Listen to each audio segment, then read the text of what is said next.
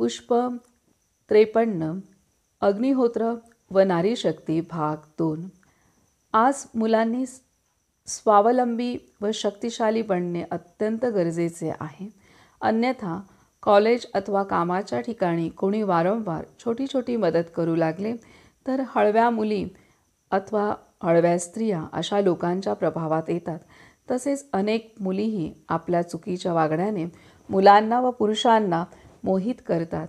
घरी काबाड कष्ट करणारा आपला पिता विसरतात आणि संस्कार देणारी आई विसरतात। चुकीच्या व्यक्तीच्या प्रभावात अडकून अनेकदा विकारांना आहारी जातात।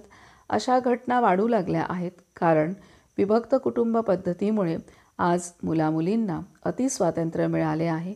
त्यांच्याकडे लक्ष द्यायला तसेच त्यांच्याशी संवाद साधायलाच कोणाकडे वेळ नाही। त्यामुळे अनेक मुले चुकीच्या संगतीत अडकतात व अचानक एक दिवशी स्वतःला संपवत देखील आहेत। अग्निहोत्र हे शारीरिक मानसिक शक्ती वाढवते। अग्निहोत्रमध्ये अगदी थोड्या वेळात खूप मोठ्या प्रमाणात ऊर्जा निर्माण होते।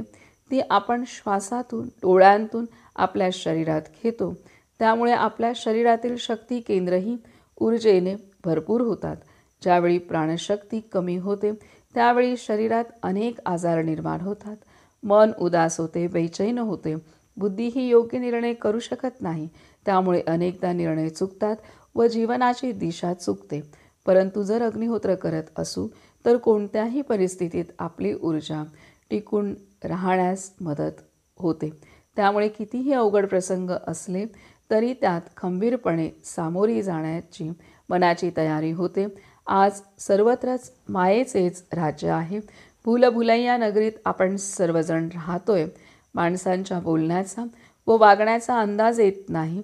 जसे सुंदर हरणाचे रूप घेऊन रावणाने सीतेचे हरण केले, आजही तसेच मायावी व विकारी स्त्री पुरुष समाजात वावरत आहेत, रावणासमानच। अशा मायावी स्त्रिया व पुरुषांच्या बोलण्यातून तसेच वागण्यातून किंचितही कल्पना येत नाही की ही स्त्री अथवा महिला आतून अत्यंत घातक आहे।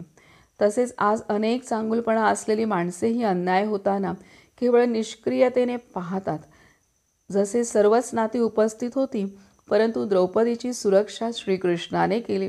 त्यामुळे स्वतःमधीलच शक्ती वाढवणे ही काळाची गरज आहे।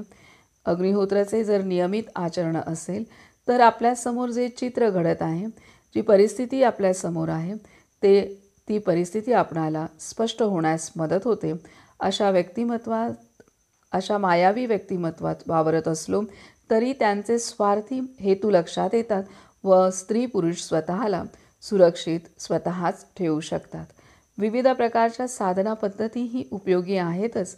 आपण जी साधना आधीपासून करत आहोत ती आपणाला करायचीच आहे, परंतु अगदी 10 ते 15 मिनिटं इतक्या कमी वेळात स्वतःला व वातावरणाला शक्तिशाली करणारी अग्निहोत्र साधना प्रत्येक व्यक्तीने कोणत्याही संप्रदायाच्या प्रत्येक साधनकाने तसेच घरोघरी करणे अत्यंत गरजेचे आहे। नित्य अग्निहोत्र आचरण हे निसर्गाचे व आपलेही प्रभामंडल मजबूत करते, आपल्या व्यक्तिमत्वाभोवती सुरक्षा कवच प्रदान करते। स्त्रियांचे शील जपणे ह्यासाठी सुरक्षा कवच मजबूत असणे अत्यंत गरजेचे आहे। शक्तिशाली स्त्रिया शक्तिशाली समाज निर्माण करू शकतात। ह्यासाठी नारी शक्तीची विशेष पूजा आराधना केली जाते। शक्ती स्वरूपा आदरणीय नलिनी दीदीजींना कोटी कोटी प्रणाम। धन्यवाद।